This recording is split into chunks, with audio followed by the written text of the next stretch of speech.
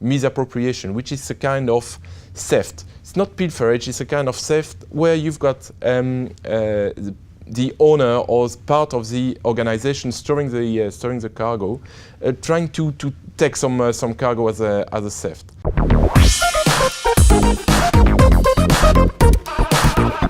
So, Jean, what is the purpose of insuring cargo?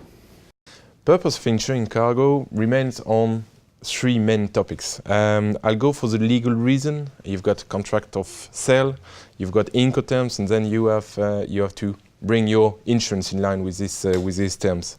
Technical aspects would go for, you're carrying a cargo, so you obviously have to insure this cargo in case of a peril arising during the transportation. The last one, financial reason. Obviously, you've got, when a claim arises, you need to have indemnization, and then to bring back this money in order not to default your receivers. So what is the scope of cover and what are some of the conditions?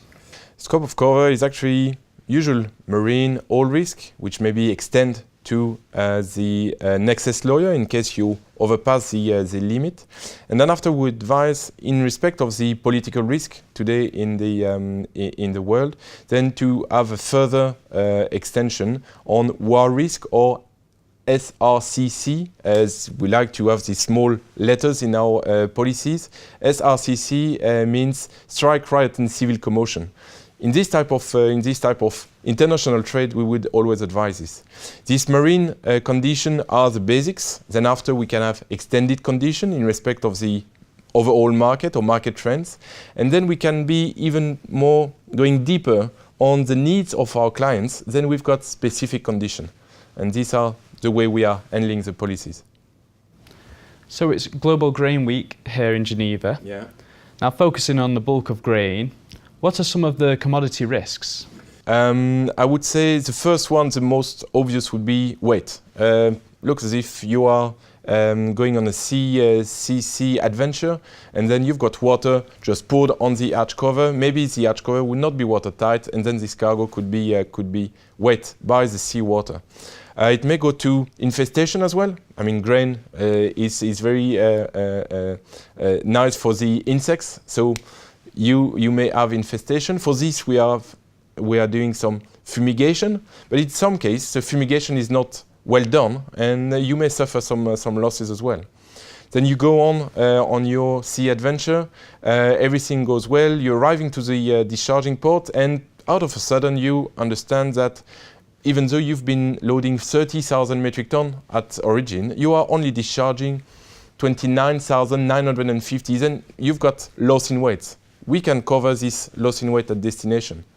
Everything goes well again, you're arriving to the storage. Once again, you can have wet cargo in the storage. You can even go for an extension that would be subject to prior control of our company, but you can go to misappropriation, which is a kind of theft. It's not pilferage, it's a kind of theft where you've got the owner or part of the organization storing the cargo, trying to take some cargo as a theft. Rejection, maybe that's one point we have to extend maybe a bit later, is on some countries, due to sanitary reason, due to political reason, you may have some rejection. Once again, this may be covered, but it will be under a case-to-case basis because we are arriving to a kind of touchy item. In order to prevent all this risk, then you have to charter a vessel which is like 20, 25 years old, well class, IACS class, with a good PNI, and eventually be careful on the surveying company you're gonna take in order to assess the weight and the quality at loading and to reassess the weight and the quality at discharge. And that would be kind of prevention of your risk. So can you give us some guidance about some of the high-profile commodity cases? High profiles are plenty, or at least plenty of cases. Thanks God, not a plenty of high profile. We can go for usual contamination, for example, on an oil tanker. But this contamination from one tank to the other, or this contamination with water, may go up to like 15 million cases, which is quite of a value. It can go even higher with cotton. For example, we had a fire on a cotton field or cotton storage. We went up to 40 million.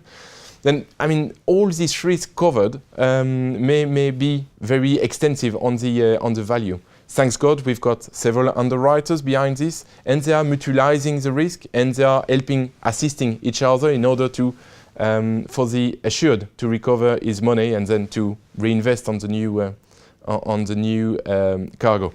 When negotiating your insurance contract, do not only see the premium level. I mean, have a serious look on the terms and conditions and reliability of your insurance broker. He needs to be your advisor, and he will be here to anticipate your risk together with you. Well, thank you, Gene, for joining us in our studio. I will look forward to having you back here. Thank you, guys. And thank you at home for watching. Don't forget to click back on Dukascopy TV for more interviews like this. Goodbye for now.